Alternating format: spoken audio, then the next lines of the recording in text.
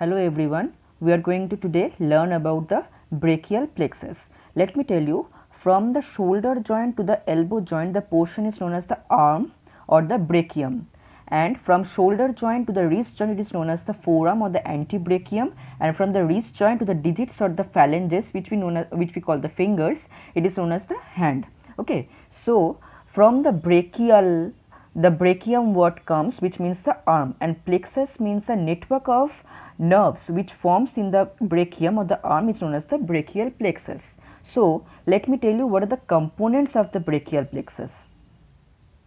Now, the components of the brachial plexus are the roots,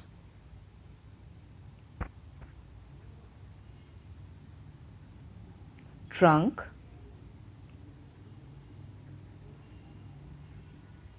divisions and cord. So, roots, trunk, divisions and cords are the components of the brachial plexus. You all should write like this. Okay.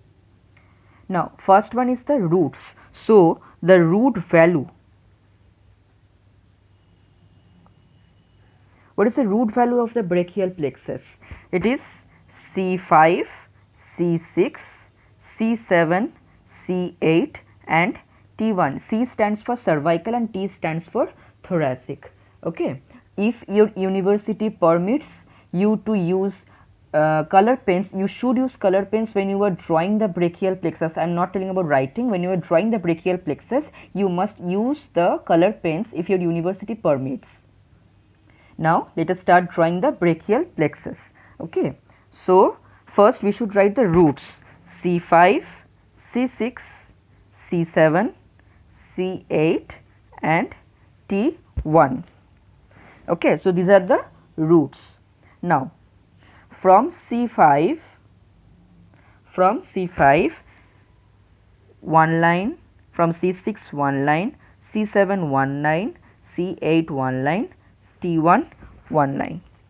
Okay, so now we should join the C5 and C6 like this.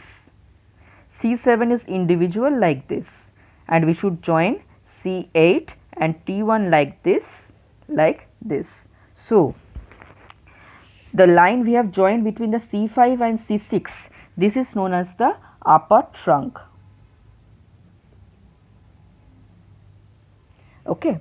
Now, only the C7 is known as the middle trunk, and C8 and T1 are known as the lower trunk. So, we have covered the second component also. Here I wrote the trunk. So, roots C5, C6, C7, C8, T1, and the trunk, it is the upper trunk, middle trunk and the lower trunk. The upper trunk is formed by C5 and C6, middle trunk is formed by only C7 and the lower trunk is formed by C8 and T1. Now, the next component I wrote is divisions. So, we should make the divisions. From each of the trunks, two divisions. So, the upper divisions are known as anterior divisions. I am writing as ANT, and the lower ones are known as POST or posterior. Okay. So, anterior, posterior, anterior, posterior, anterior and posterior.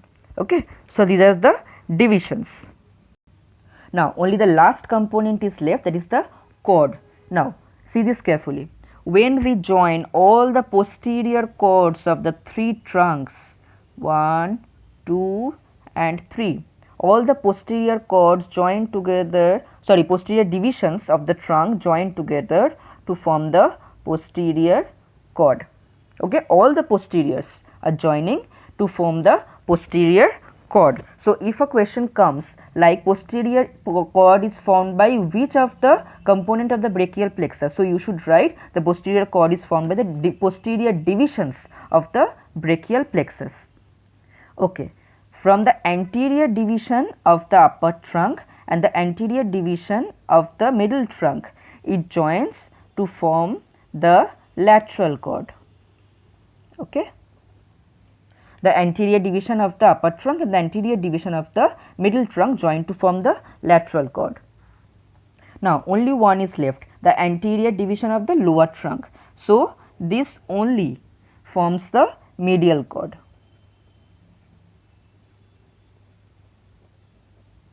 So let us summarize once again. All the posterior divisions join together to form the posterior cord. The anterior divisions of the upper trunk and the middle trunk join to form the lateral cord, and only one is left, the anterior division of the lower trunk forms the medial cord. Okay. So now we should learn what are the components or what are the contents of the three cords. Okay. First we should learn the lateral cord. Now what are the contents of the lateral cord?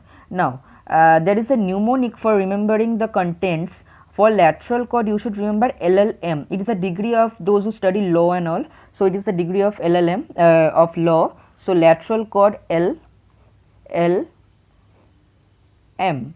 You shouldn't write like this LLM, it is just for remembering purpose. Okay. So first L is lateral pectoral nerve.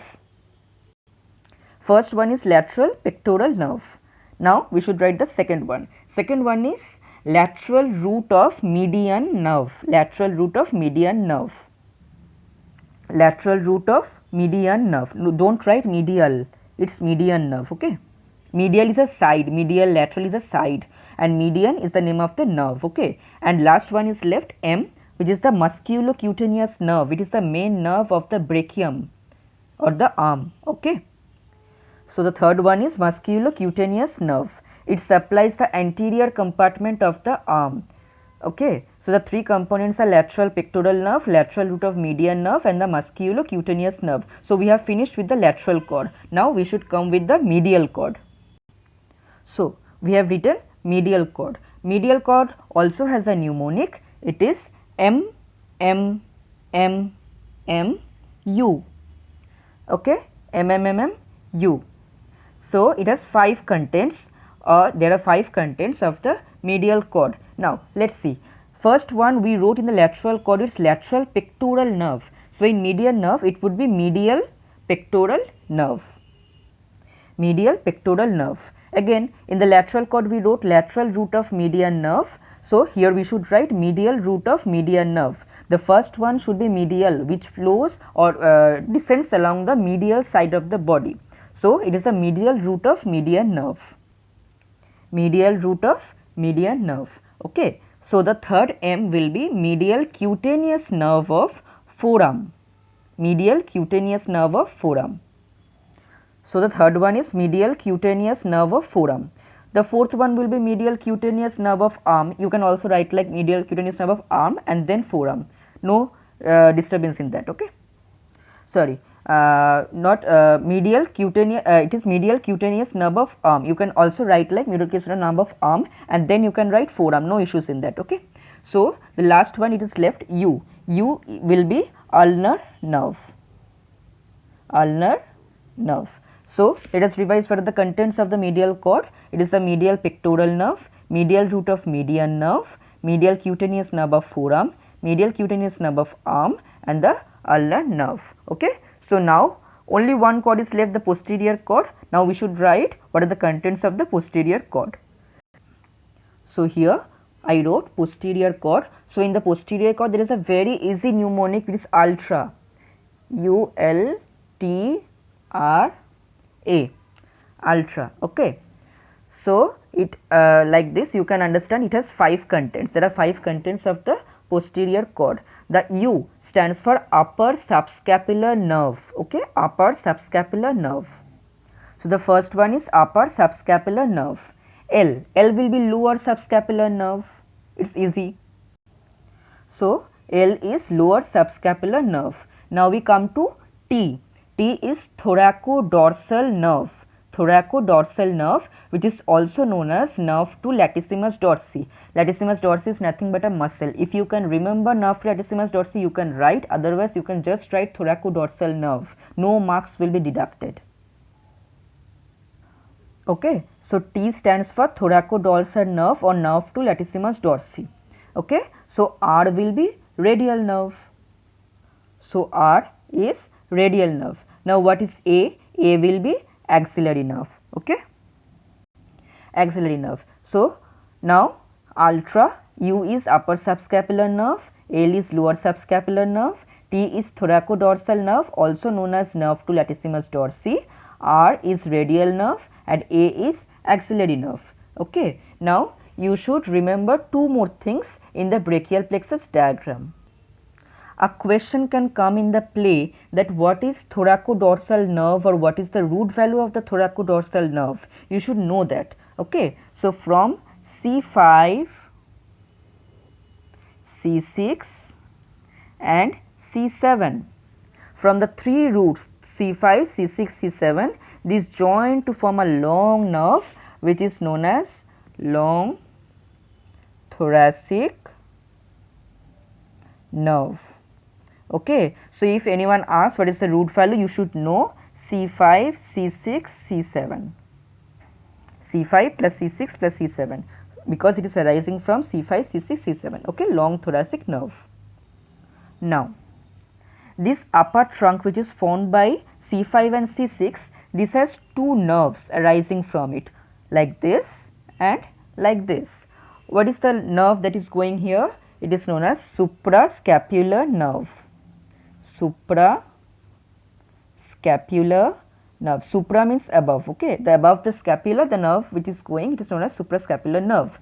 And the nerve here, it is known as the nerve to subclavius. Nerve to subclavius, okay.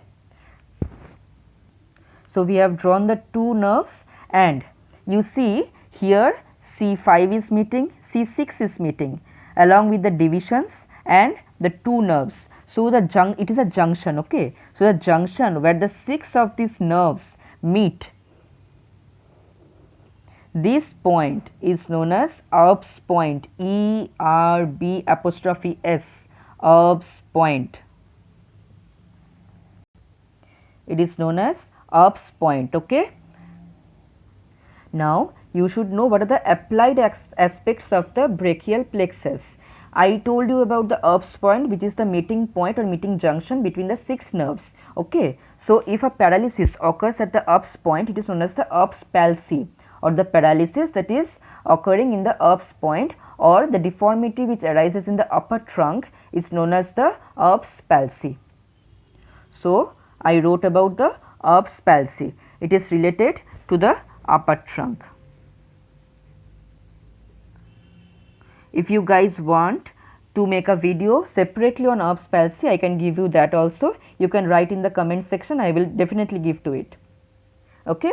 So, this is related to the upper trunk. If a palsy is related to the lower trunk, what is this called? It is called the Klump's palsy, K-L-U-M-P-K-E apostrophe S, Klump's palsy, which is related to the lower trunk. The above one Erb's palsy is very important short question in the anatomy exams, okay. So, you should read what is Erb's palsy, what are the symptoms behind it, okay. And I told you about the long thoracic nerve also. If a deformity occurs in the long thoracic nerve, what will occur? It will occur winging of the scapula, winging of the scapula. So, the deformity in the long thoracic nerve causes winging of the scapula. It looks like a wing of a bird. So, the scapula is formed like a wing. So, it is known as the winging of scapula. So, three important applied aspects are there in the brachial plexus. One is the Erb's palsy related to the upper trunk, one is the Klump's palsy related to the lower trunk, and one is a deformity in the long thoracic nerve. It causes the winging of the scapula. So, with this we finished with the brachial plexus. So, we finished with the brachial plexus. You should know what is the brachial plexus, what are the components behind it, the root values. You should definitely draw the diagram, because if it is a 10 marks question, at least 6 to 7 marks will be given if you draw this diagram correctly, okay. And you should definitely mention what are the contents of the lateral cord, medial cord and the posterior cord along with the applied aspects. If you do not know the applied aspects in detail, you should at least mention the names, the Erb's palsy, Klump's palsy and the deformity in the long thoracic nerve. If you you will get good marks in your exam. If you like this video, please do like it, share it, subscribe it, because it's the first video in my YouTube channel. Please like it and share it. And if you want any detailed note about this Erb's palsy, you write in the comment section. I'll really for sure I'll get back to it, okay. Thank you. Stay safe.